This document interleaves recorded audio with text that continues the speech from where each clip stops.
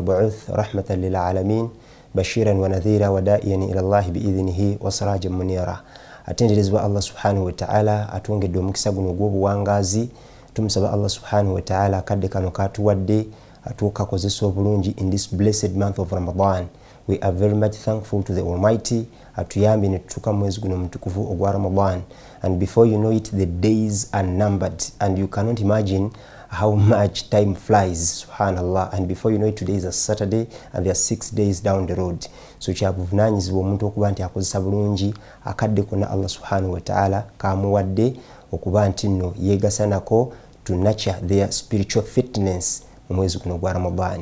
Amanya n'eddoboozi Husama Ssemanda, Programs Director, Alwaasi Charity Foundation. Tugenda kuba tunuulira ku nsonga esinga okubeera ey'obuvunanyizibwa mu mwezi guno gwa Ramadan, era nga si ndala wabula obukulu bw'okusaba Allah subhanahu wa ta'ala, the power of dua. Omuntu asinga okubeera omunaku wansi w'enjuba ye muntu atasaba Katonda, omuntu atasobola kuwanika mikono kusaba Allah subhanahu wa ta'ala ye muntu asinga okubeera omunaku mu bulamu bw'ensi eno. Kul ma ya'ban bikum rabbi lawla du'aukum. Allah omuti yali bafuddeko, yali balekedde obulamu ne bubeera nga bwe bufaanaganye singa mwali temusobola kuwanika mikono kusaba. So it's very important and crucial for a person to raise their hands to Allah Rabbul Izza, awanike emikono asabe owekitiibwa Allah subhanahu wa ta'ala mwetegefu okumwanukula. Surprisingly, ojja kusanga mu Qur'an nga Allah subhanahu wa ta'ala bw'aba ayogera yagaa nti wa idha sa'alaka ibadi, when my servants ask you about me, abaddu bange babeera bakubuuzizza ku nze. Wa idha sa'alaka ibadi, abaddu bange bakubuuzizza ku nze bagaye nti ndi kumpi, inni karibu, ndi kumpi nabo. Ekyewuunyisa Allah yagamba nti ujibu da'wata da'i, nyanukula okusaba kw'omusabi. Kakati wano waliwo ekintu kikulu nnyo ekyokwandalayininga, agaye nti nyanukula okusaba kw'omusabi. Awalala alina waatulambikira abantu nga bali mu katyabaga ne bamusaba. In most cases, most of the times, people call out to the Almighty when are in trouble. Perhaps the person has a calamity and a challenge. That's when we raise our hands to Allah Rabbul Izza. Kaseera omuntu kasabirako Allah subhanahu wa ta'ala. Era Allah akiri nagandi idha masal insanu ad-durru da'ana. Abantu embeera bwe bakwata akateketwa bakita embeera okubateeka mu fix, obasanga nga basaba Allah subhanahu wa ta'ala, bawanika emikono beegayirira basaba. Ne Allah subhanahu wa ta'ala ate bw'abayamba n'abaanukula, owekitiibwa Allah subhanahu wa ta'ala agamba nti obasanga beeyisa nti bw'ojja tebawanikanga mikono kusaba. Kyekimu nabali baatunyumizaako ababeera beebagadde ekyombo. Wa idha rakibu fil fulki, bwe beebagala ekyombo ennyanja n'ebatabukako, Allah agamba nti da'ahu Allah, basaba Allah subhanahu wa ta'ala naye mu ngeri eno mukhlisin, wano baba tebalina kirala kye basaba okuleka Allah subhanahu wa ta'ala, meaning yakini yaabwe n'okukkiriza nti Allah agenda baanukula is on point. And this brings me to the next point. Omuntu yenna asaba Allah subhanahu wa ta'ala ud'u Allah wa antum muqinuna bil ijaba. Omuntu alina okusaba Katonda nga akakasiza ddala nti Allah subhanahu wa ta'ala agenda kumwanukula. So kati bano baatunyumizaako aga nti beebagala ekyombo, naye ekyombo kino kye beebagadde ennyanja n'ebatabukako. Bwe batabukako bawanika emikono gyabwe okusaba. Allah subhanahu wa ta'ala agamba nti mbaanukula nga basabye ye. Naye Katonda ate bw'amala obbataasa ne basomoka obuzibu bwe batuddemu, oba ennyanja n'agikkakkanya n'etereera ne batuuka ku lukalu, beeyisa mu neeyisa ng'ate bawakanya kiri Katonda ky'abakoledde, ate ne batenda ebirala atali Katonda. Nabwe kityo it's very important and crucial omuntu yenna agenda okusaba Allah subhanahu wa ta'ala. Allah agamba nti wa idha sa'alaka ibadi anni, bwe bakubuuza ku nze abaddu bange abo, yagamba nti inni karib, I'm just next to them, ndi kumpi nnyo nabo. Ekyokubiri nagamba Allah subhanahu wa ta'ala nti nyanukula okusaba kw'omusabi, ujibu da'wata da'i, nyanukula okusaba kw'omusabi, oyo aba awanise emikono n'asaba. Idha da'ani, mu kaseera wabeera asabidde. Kakati njagala underlining ekigambo ekigamba nti nyanukula okusaba kw'omusabi mu kaseera ng'asabye. Kituzeeyo ku kigambo kye tutandikiddeko nti omuntu asinga okubeera omunaku ye muntu atasaba. Wanaga nti ayanukula okusaba kw'omusabi abeera asabye. Ujibu da'wata da'i idha da'ani, mu kaseera wabeera akooledde Allah subhanahu wa ta'ala. Kitegeeza nti omuntu yenna ayina trouble, because we are living in a generation where the rate of depression is paramount. You find youngsters bavubuka bato myaka mimpi ddala naye nga depression bw'oba ogitunudde yabasajja ba myaka 5 6 kakati ate bituuka to people of advanced ages, it's much tosobola kubimalawo. Naye ate Allah subhanahu wa ta'ala yomu yatugamba wala tahinu wala tahzanu antum alawna in kuntum mu'minin. So do not be sad, temwenyoma, temufootoka, temunakuwala, mweba bay, for as long as the concept of iman is given a room to flourish in your life. Kakati part and parcel of being a mu'min ye muntu okubanga asaba Allah subhanahu wa ta'ala, kubanga okusaba is part of the ibadah.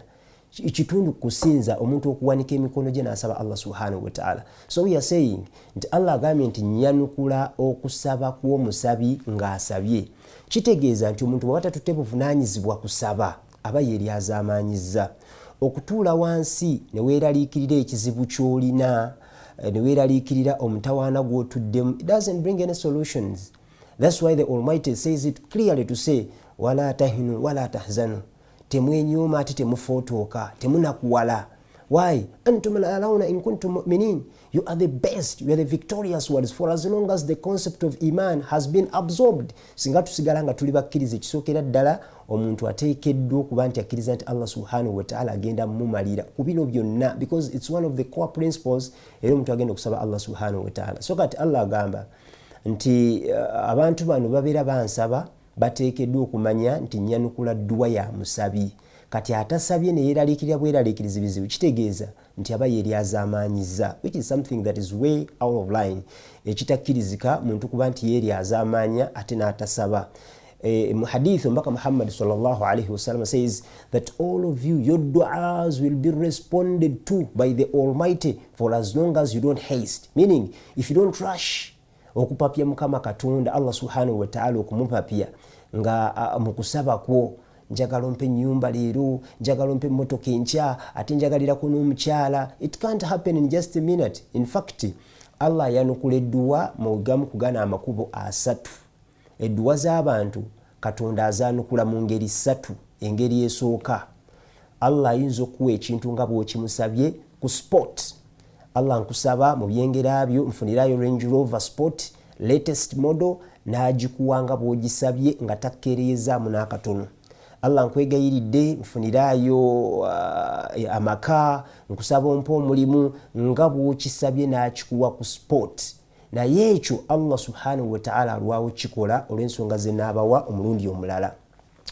Omuntu okusaba ekintu Allah subhanahu wa ta'ala n'akikuweerawo ku sport, n'okisaba leero enkya Allah n'akikuwa, oba mu kaseera ako kennyini Allah n'akikuwa, ekyo Allah subhanahu wa ta'ala alwawo kikola olw'ensonga z'enjo bbawa omulundi omulala olw'embeera y'ebiseera.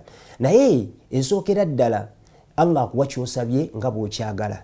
Ekyokubiri, Allah subhanahu wa ta'ala asobola okusalawo n'akutaasa omutawaana ogwandikutuuseeko, ekizibu ekyalibadde kijja gy'oli. Mathalan, I was coming, my mother told me bantomedde nange nentomera omulala, and so on and so forth. So that challenge okutomera n'otomera omulala, emmotoka ne zikosebwa, gwe n'otakosebwa mu buntu nga gwe ng'omuntu, Katonda abadde asobola okukola ekinene ekisukka ku ekyo, nobanga gwe kennyini gwali affected, perhaps okugulu kumenyese, n'ofuna other health complications. Kati Allah okusaasira nobanga gwe kennyini tofunye buzibu nga gwe, newankubadde emmotoka ekalabuddwa efunye obuzibu, and so on and so forth, that's okay. Kiri okay kubanga emmotoka bagikanika neddawo, ekitali ku VV eritali lyangu lya kanika, ekitali ku liiso nga livuddemu. It's a different approach. By the way, when you look at this, n'okitunuulira kikuwa n'okubeera thankful to the Almighty. Tugenda biraba lwaki abantu abamu Allah subhanahu wa ta'ala agaana okwanukula okusaba kwabwe, na lwaki abantu abamu Allah alwawo okwanukula okusaba kwabwe even when they make dua day and night.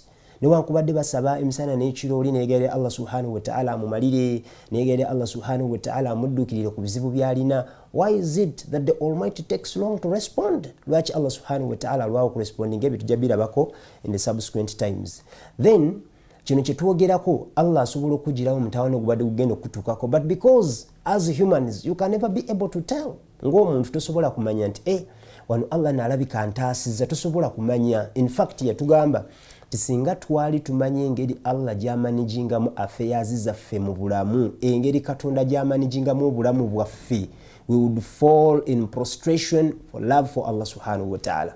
Twali badde tweyongera okumwagala kubanga sometimes byotayagala ate byakuleetera, ate byoyagala n'abikujjako. Kati olw'okuba nti omuntu yakolebwa mu butonde bwe ng'ayagala ekintu kyayagala kyabaafuna, neffe tuba tetumanyi.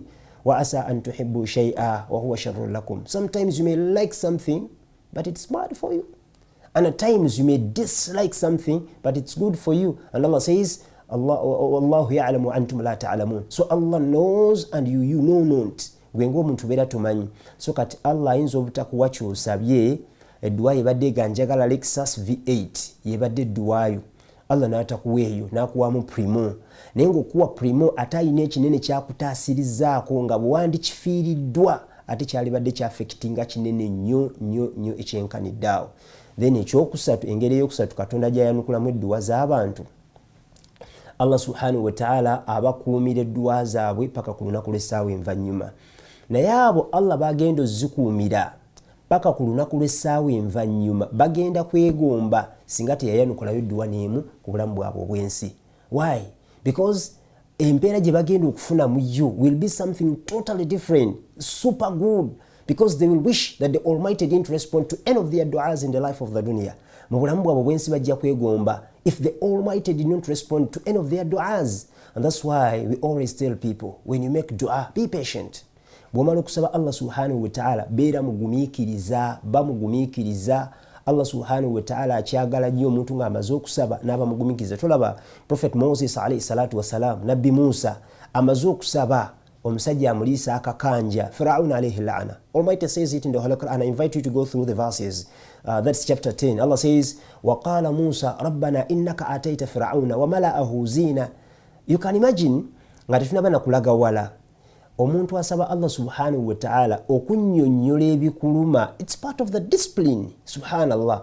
Nolema kubeera nti Katonda amanyi ebinnuma, abitegeera ebinnuma, yebaga talaba nti omutawaana gunguddemu, yetalaba nti abaana bange beetaaga okusoma, bagambye yetakimanyi nti sina sente za rent. No, then you're complaining, you're not calling out to Allah. Kati oli mu complaining nga toli mu kusaba. Nenjagala otunuulire Musa alayhi salatu wassalamu ali mu kusaba Allah. This is a dua. By the way, these are verses in the Holy Quran. That's why the Almighty says, nahnu naqussu alayka ahsana al-qasas. We relate to you the best of stories. Kati stories in Allah zaleta mu Quran for us to benchmark. Kati Allah atulaga no story ya Nabbi Musa nga ali mu kusaba embeera emutadde ku kisenge. Tugenda birabako ne bannabbi abalala nga basaba Allah n'edduwa ze baakozesa. N'omuntu obuteesabira dduwa mbi siyinza kwerabira omusajja basahaba gwe bagenda okulambula, bagenda omusanga embeera ye nga nzibu, ne bamubuuza nti waayi ate kiki ggwe?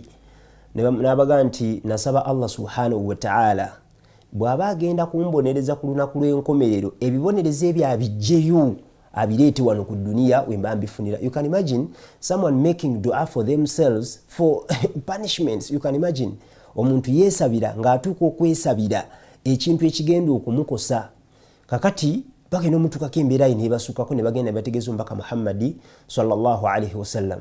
Omubaka kyava agendayo ne baga ati kitulambule musajjawo. Atuukayo agenda omumusana naga ati wa embeera yo nga ndala.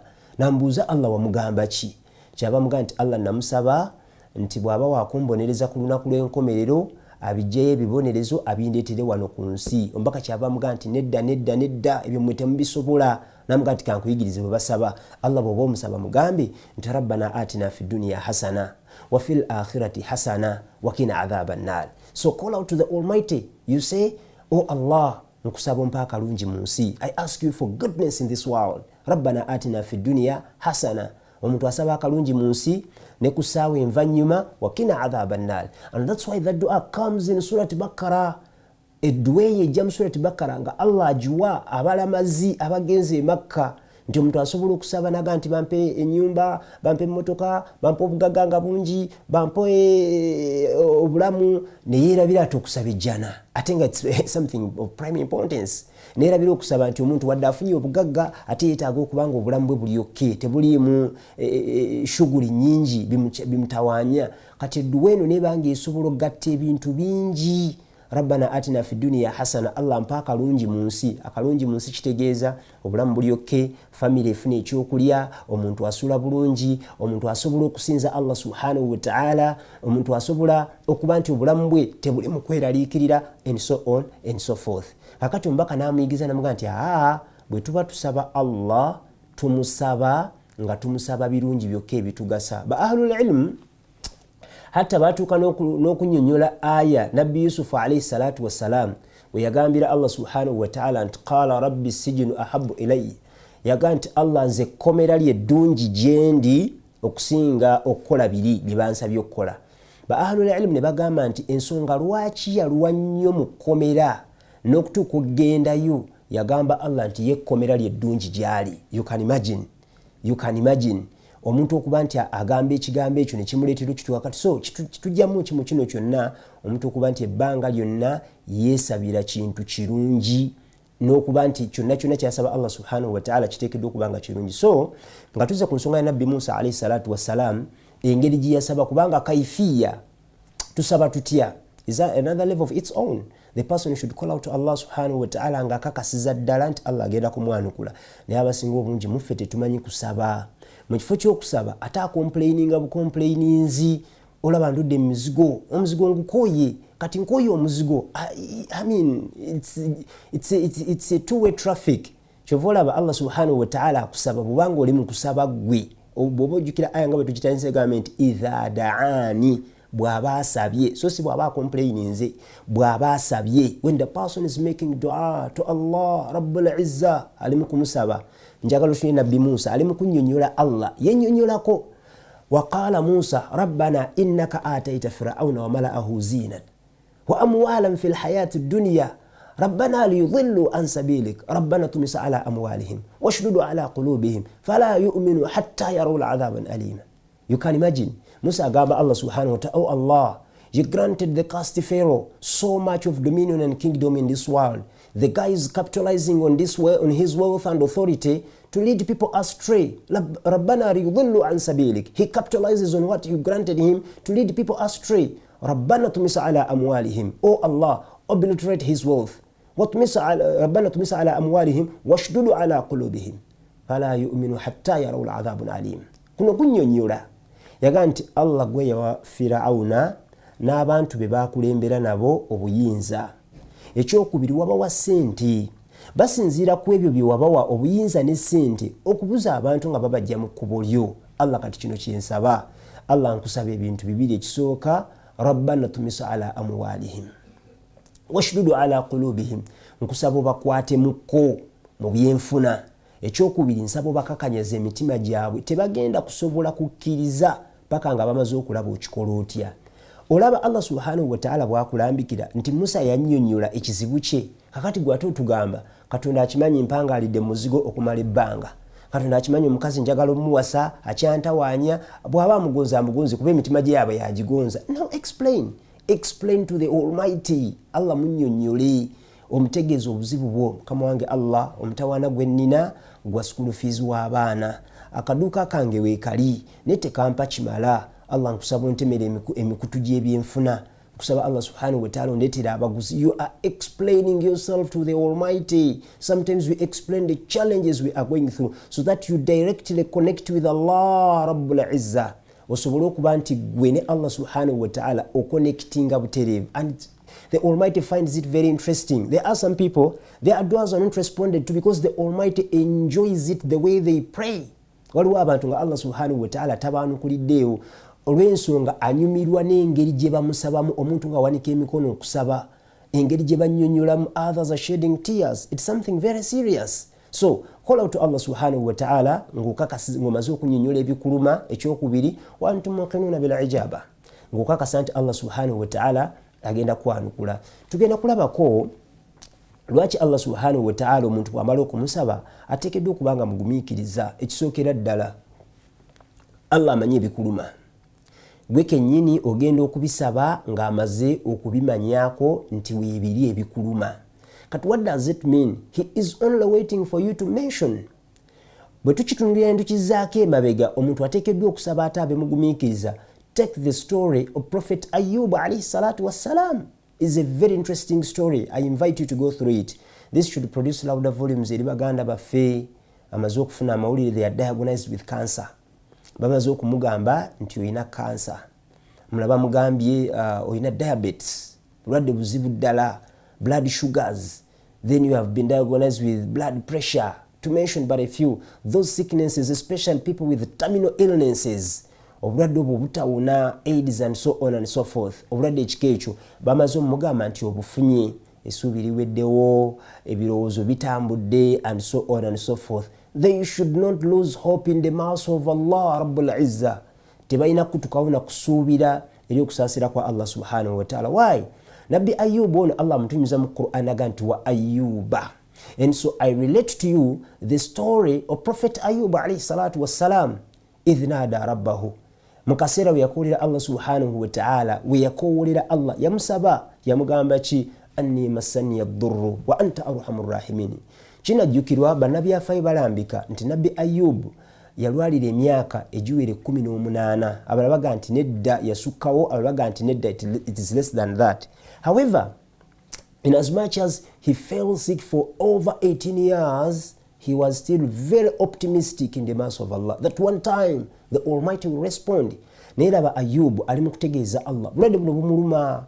Omanyi kitegeeza omuntu okulwala n'atandika okuvaamu the person starts stinking, n'atandika okuwunya kinene. Ujja kubuuzaako baganda bafa bakoseddwa n'obulwadde bwa sukaali. It's a very big challenge, a very big challenge. Omuntu ono akoseddwa n'obulwadde bwa sukaali ng'ayina ekiwundu ne kitandika okuwunya, ne batuuka n'okwawulira ekisenge nti agwe beera mu kisenge ekyo tetujja kusobola, ng'abantu bonna bajja buzi ne bakubuuzaako ne bavaawo olw'ekiwundu ekyo n'ekivundu ekikivaamu. Kakati ebigezi ekika ekyo abantu bye balina nga bifaanaganira ddala bwe bityo, Allah atulambikira mu Qur'an nti waliwo abaabituukako wa Ayyuba. And so I relate to you the story of Prophet Ayyub we yakolera Allah yamugamba ki anni masani yadurru wa anta arhamur rahimin.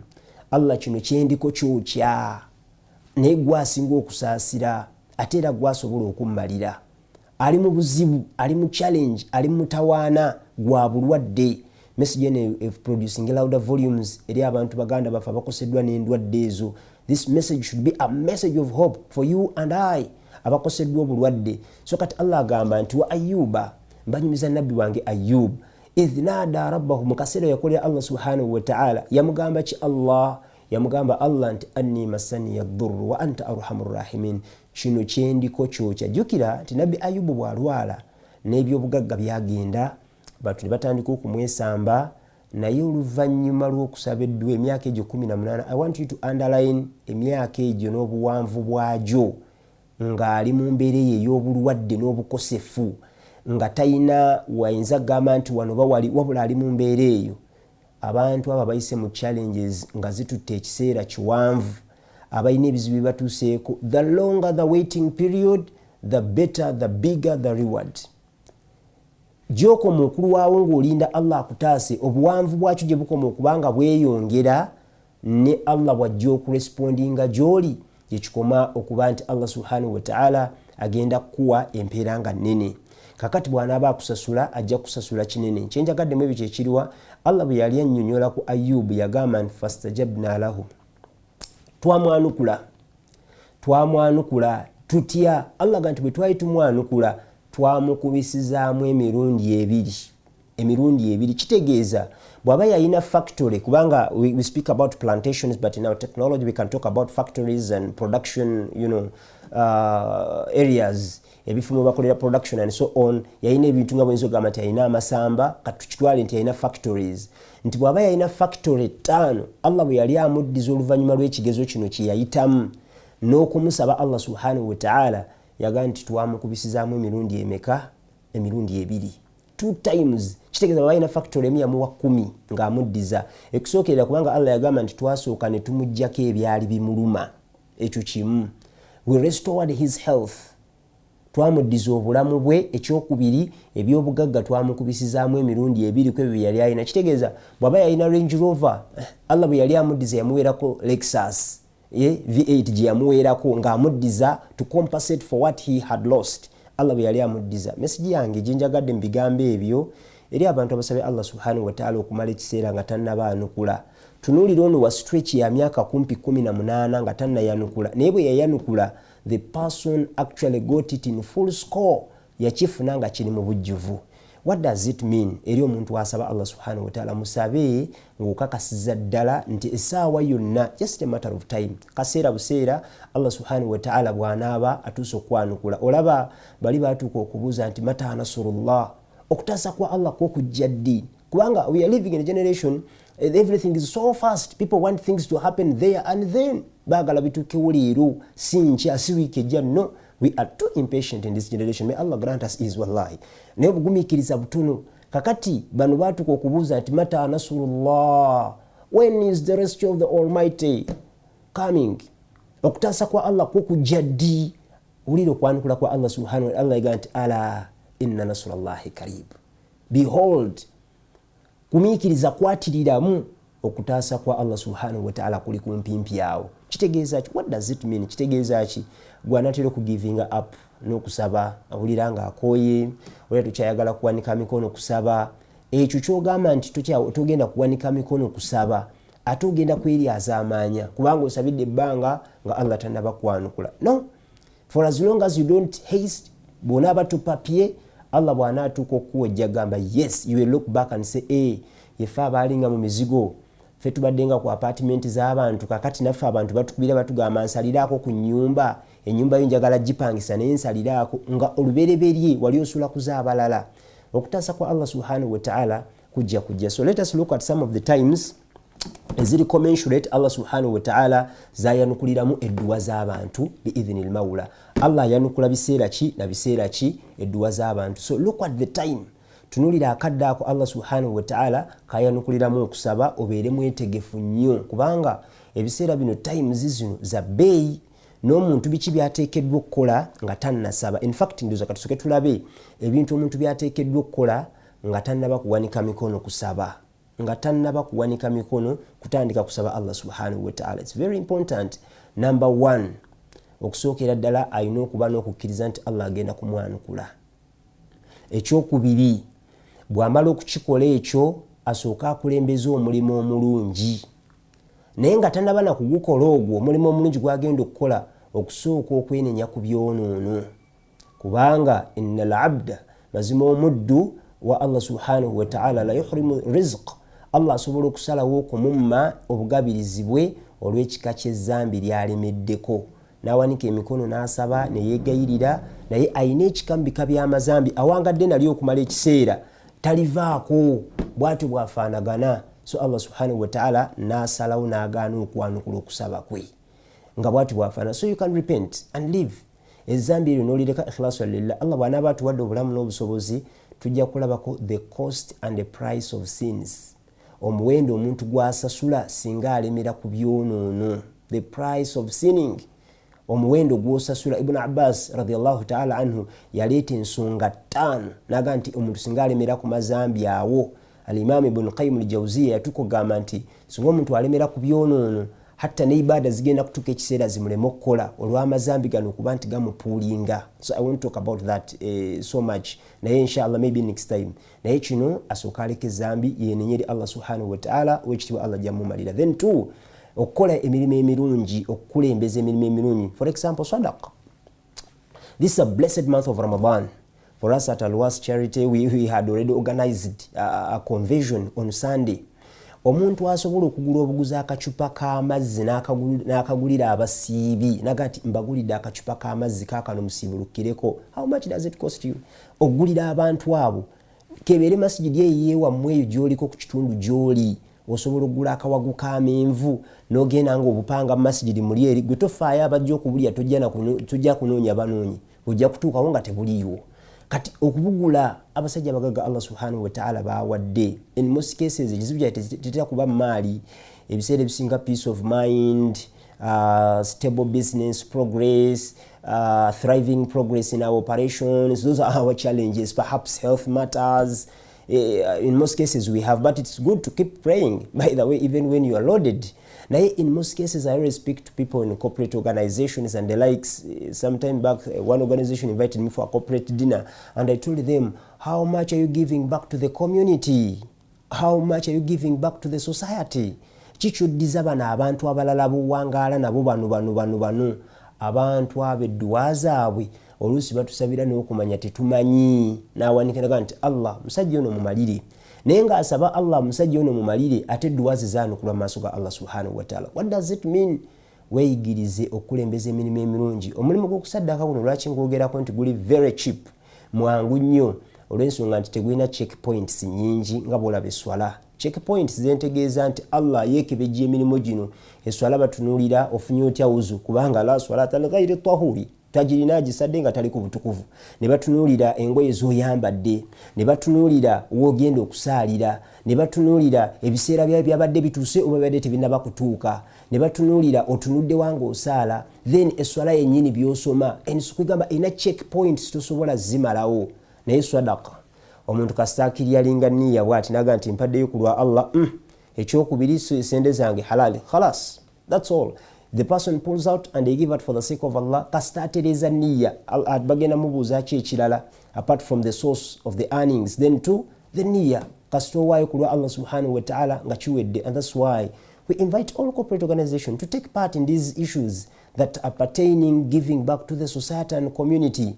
Okuddiza ku bantu bano abatuwagira in our businesses. Weebuuze, ask yourself, this Ramadan, what dizaako benkana ki? Corporate organization, they know, even us in our small scale and small scale undertakings, how have you given back to that small masjid next to you, to the people who are serving us? I've seen organization organizing corporate iftar dinner, but you yourself, what's your contribution on an individual basis? Ask yourself.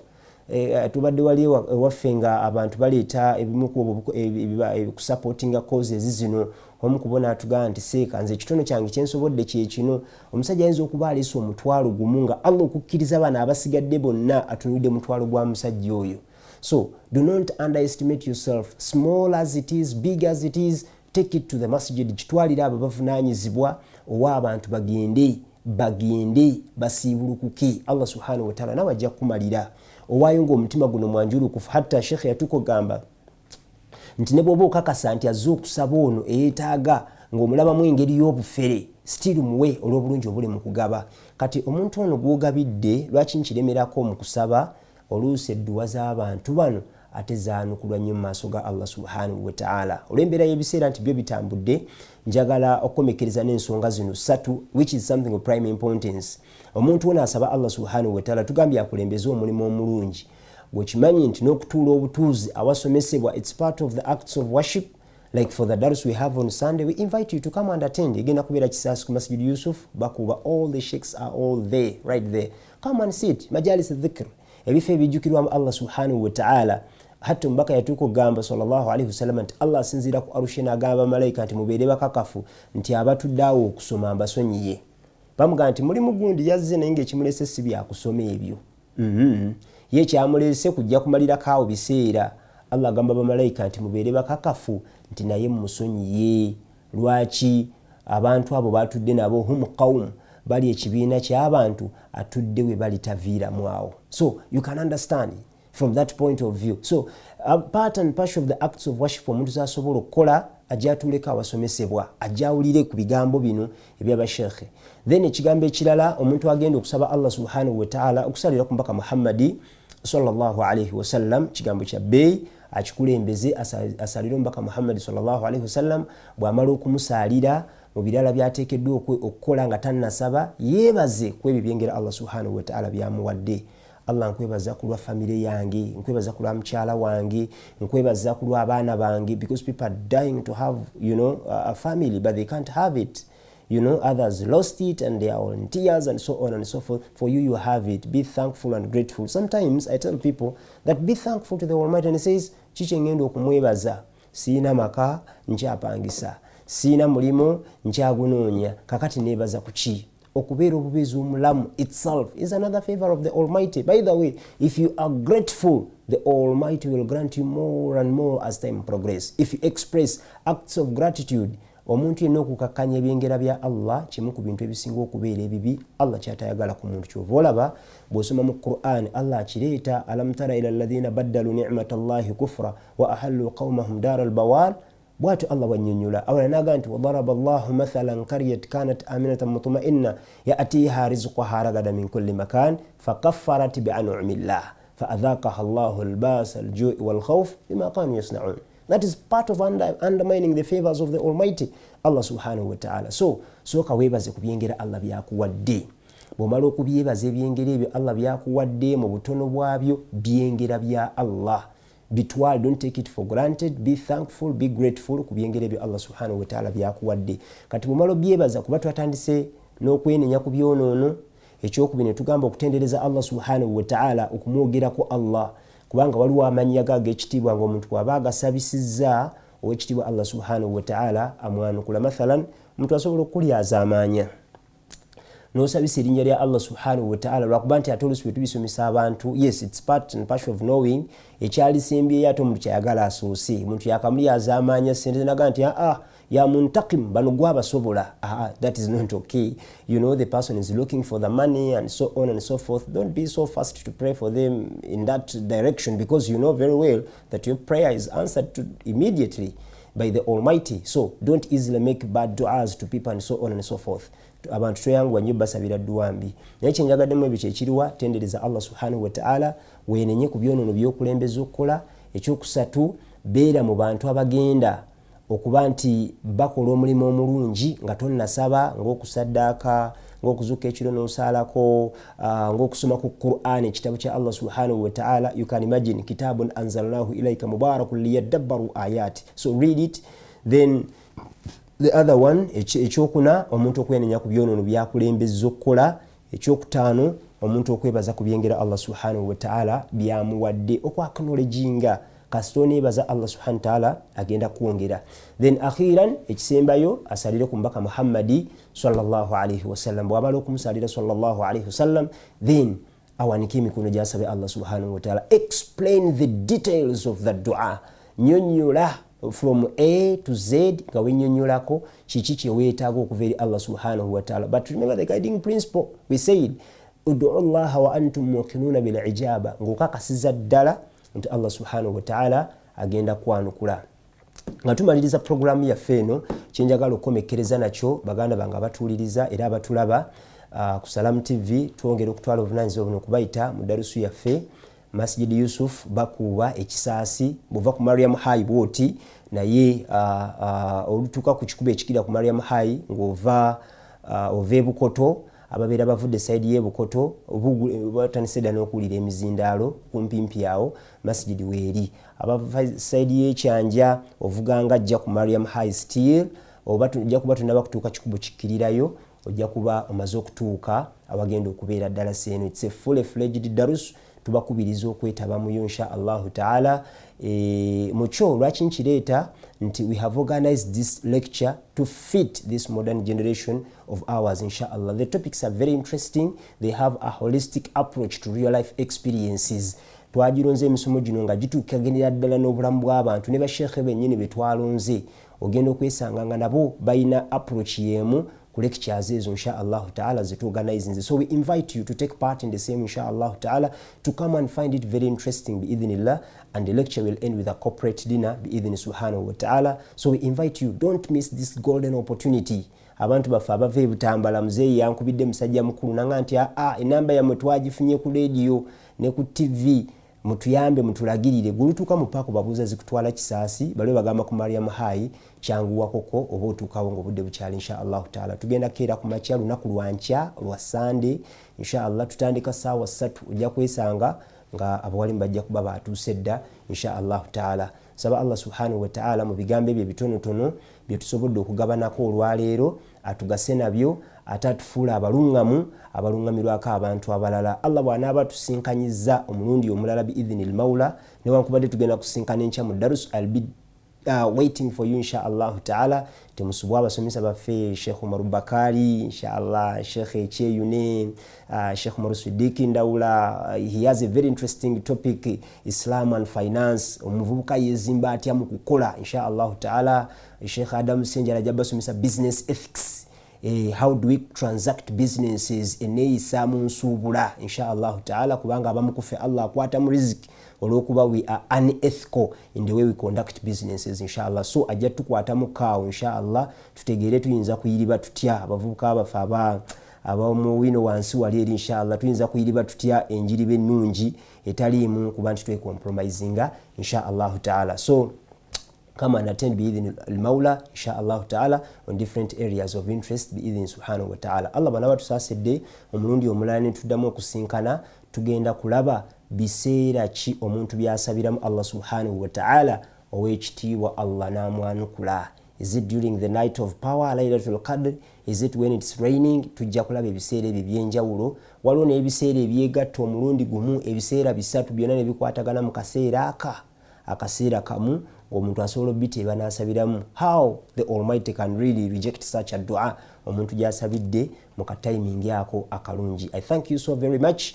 I thank you for listening and watching this show inshallah ta'ala. I ask the Almighty to bless us. We are waiting for you tomorrow inshallah at Masjid Yusuf, and we thank so much our corporate partners since abutabogerako inshallah. Salam TV bi'idhni al-Mawla, as Alwaasi charity, we are very much proud of you, and Salam charity, our partners in the same line inshallah. Allow me thank Hill Water, Haji Sebo obubaka bwatuuse inshallah, National Water and Sewage Services obubaka bwatuuse inshallah ta'ala. Baganda bafe aba secrets twasimidde ddala. Weli travel to mention but a few, mwenna tusaba Allah subhanahu wa ta'ala atumalire naffe abasigadde kuba kati eno convention bwegwa tugenda gabira abantu bintu bya kusiibulukuka. So you can come and approach us at Chisas inshallah as Alwaasi charity. We shall be waiting for you bi'idhni subhanahu wa ta'ala, and Salam charity as well bi'idhni tabarak wa ta'ala. Mujje abantu bano tubaddize bi'idhni al-Mawla inshallah ta'ala. I thank you, and may Allah subhanahu wa ta'ala keep us blessed. May He open doors of goodness and ease. May He make it easier for you and I to maneuver through the landmines of life and the challenges of life inshallah. Tusaba Allah subhanahu wa ta'ala akkirize okusoma kwaffe n'okusaba kwaffe. حياكم الله وجزاكم الله خيرا في الدنيا والآخر وكثر الله من أمثالكم. سبحانك اللهم ربنا بحمدك أشهد أن لا إله إلا أنت نستغفرك ونتوب إليك. سبحانك رب العزة أما يصفون وسلام على المرسلين والحمد لله رب العالمين. السلام عليكم ورحمة الله وبركاته.